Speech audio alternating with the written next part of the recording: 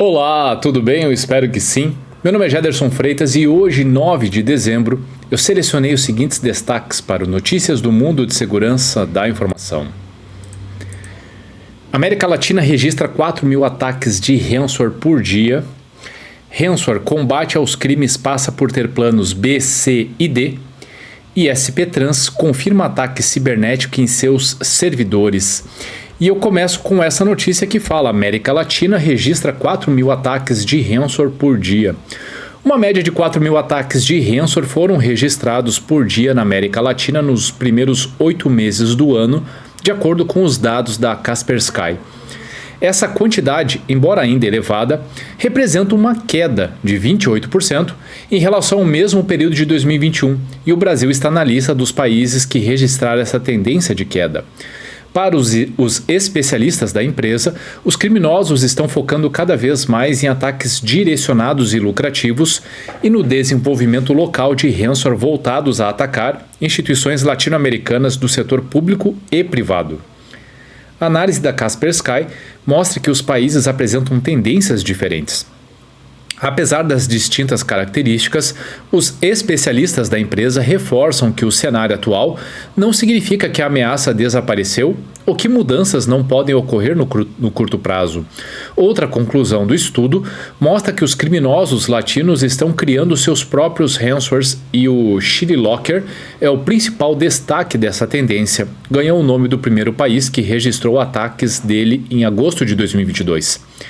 Essa família de ransomware latino tem a capacidade de roubar credenciais salvas em navegadores, mapear servidores e dispositivos na rede para criptografá-los e evitar detecção do antivírus por meio de uma função que permite o agendamento da execução do ransomware.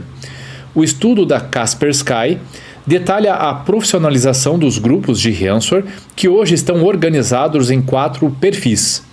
Os operadores de ransomware, que são grupos locais e são responsáveis por executar o ataque à vítima. Os intermediários, que também são criminosos com conhecimentos genéricos, mas que têm habilidades de comprometer a segurança das organizações e vendem esses acessos ilegais aos operadores. Os afiliados e indivíduos com alto grau de conhecimento técnico e invadir redes corporativas e que pode executar um ataque de ransomware por completo sem depender dos perfis anteriores. E os criadores de ransomware, que detêm altíssimo conhecimento técnico, mas preferem compartilhar seu conhecimento como um serviço, em troca de uma porcentagem nos lucros dos ataques bem-sucedidos.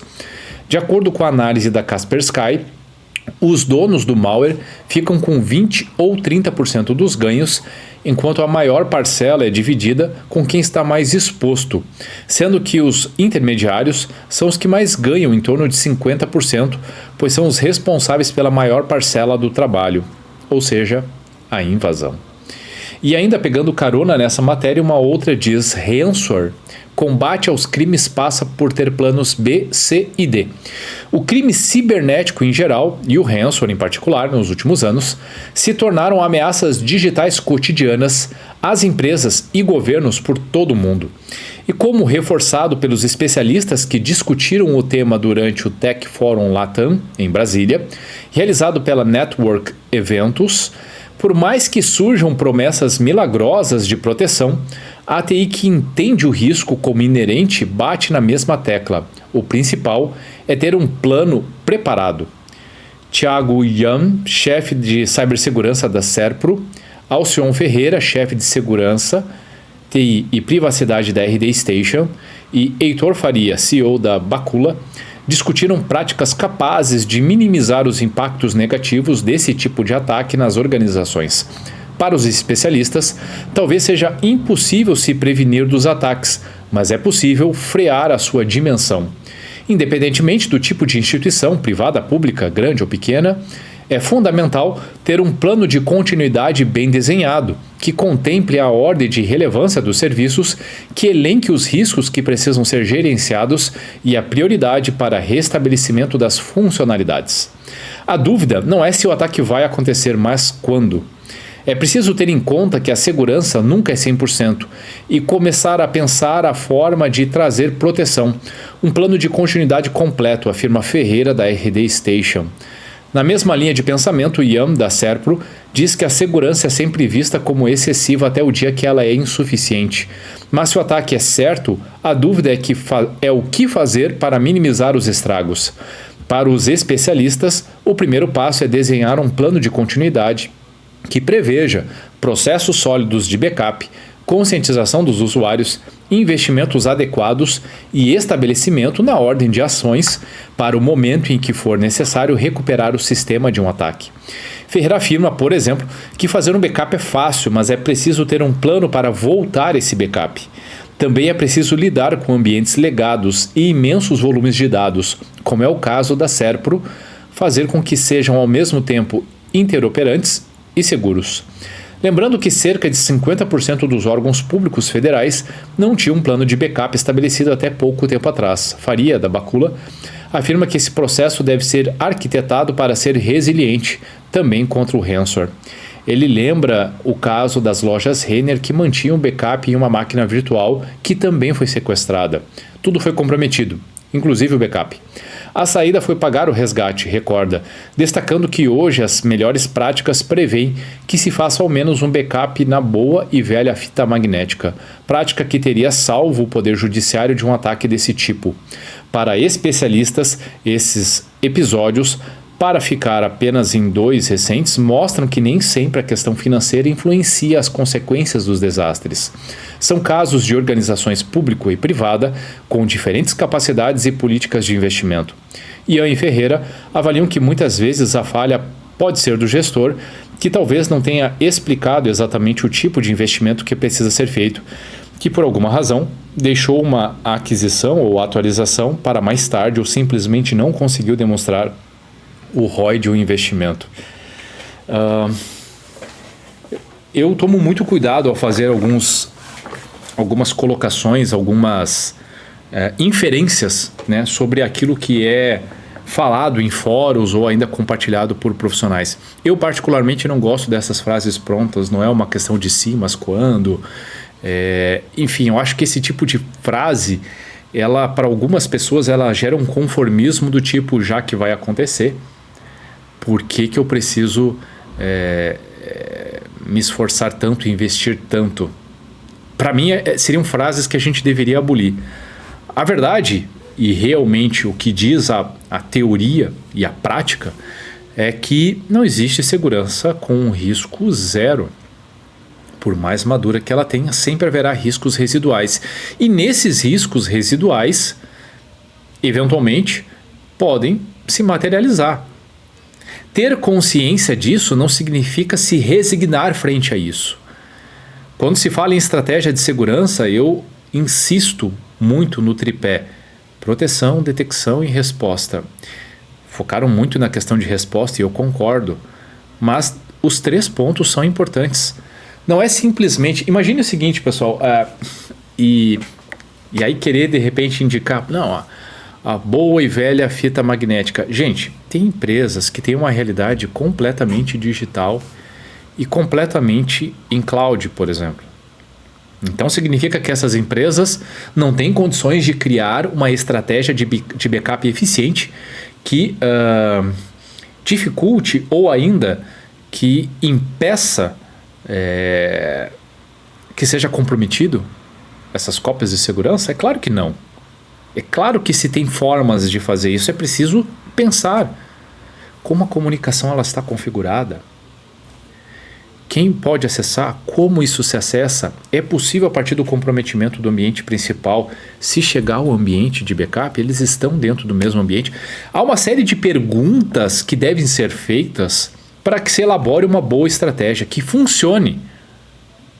Não se depende única e exclusivamente de fitas magnéticas para isso, por favor. Então, acho que os pontos são muito relevantes, mas não cabe, né, nem dentro do fórum, nem a mim aqui, esgotar todas as possibilidades. A gente precisa, e todos precisam, pensar muito claramente sobre quais são os riscos que convivem, como monitorá-los, como responder a isso, qual é o nível de proteção. Você pensou em modelagem de ameaças? Você tem isso claro? Quais são os agentes? Onde eles estão? São só externos? Pode ter algum interno? Como isso aconteceria? Enfim, é o tipo de pergunta que a gente tem que se fazer para elaborar uma estratégia adequada. E na última matéria de hoje, SP Trans confirma ataque cibernético em seus servidores. A Prefeitura de São Paulo confirmou através de comunicado que foi detectada a ocorrência de um ataque cibernético contra os sistemas da SP Trans no dia 6, após análise feita em seus sistemas no dia 7. O Executivo Municipal informou que o caso estava sendo avaliado pelo corpo técnico da empresa, mas que não foram detectadas exposições de dados sensíveis de nenhum usuário. O Executivo Municipal assegurou ainda que, apesar da instabilidade gerada nos sistemas, todos eles já foram restabelecidos e a utilização do bilhete único nos ônibus não foi afetada pelo incidente. Qualquer outra prestação de serviços por parte do SP Trans também foi preservada. As suposições de ataque contra a Companhia de Transportes Públicos de São Paulo começaram a circular no mesmo dia do incidente, através de publicações em mídias sociais. Elas davam conta de que o órgão lidava com um suposto incidente cibernético que levaram os serviços a ficarem inacessíveis via site da Prefeitura. Da mesma maneira, houve reivindicação do suposto ataque em fóruns cybercriminosos em que os autodeclarados autores do incidente ofertaram créditos à venda ou repasse, além do vazamento de informações para a identificação pessoal dos usuários. Bom, muita especulação, o fato é que houve de fato um incidente reconhecido, né, pela própria SP Trans, e que bom que, em tese, pelo menos no que diz respeito à continuidade dos serviços, o impacto foi mínimo. No que diz respeito à privacidade ou ainda à confidencialidade dos dados, obviamente, fica a torcida para que eles não tenham sido vazados. Infelizmente, há muita gente que se aproveita dessas situações para lucrar, né? Os criminosos, eles obviamente não estão preocupados com qualquer nível de ética. Podem muito bem aproveitar o vazamento de outras origens e vender como um pacote, né, desse incidente que se tornou público. Seria simples. Então, enfim, né, o que é esperado é que isso não tenha se materializado de fato. Bom, pessoal, o que eu tinha preparado para compartilhar com vocês hoje era isso. Espero sinceramente que vocês tenham gostado. E se você gostou do conteúdo, se fez sentido para você, então curta, salve, compartilhe esse post ou marque a pessoa, as pessoas que podem se beneficiar desse tipo de conteúdo. Eu tenho certeza que fazendo essas ações, podemos fazer a diferença trazendo mais cultura de segurança da informação. E se você ficou com alguma dúvida, tem alguma crítica ou sugestão, fique muito à vontade para deixar comentários ou mandar mensagem diretamente para mim. Combinado? Ótimo dia a todos, ótimo final de semana e até a próxima.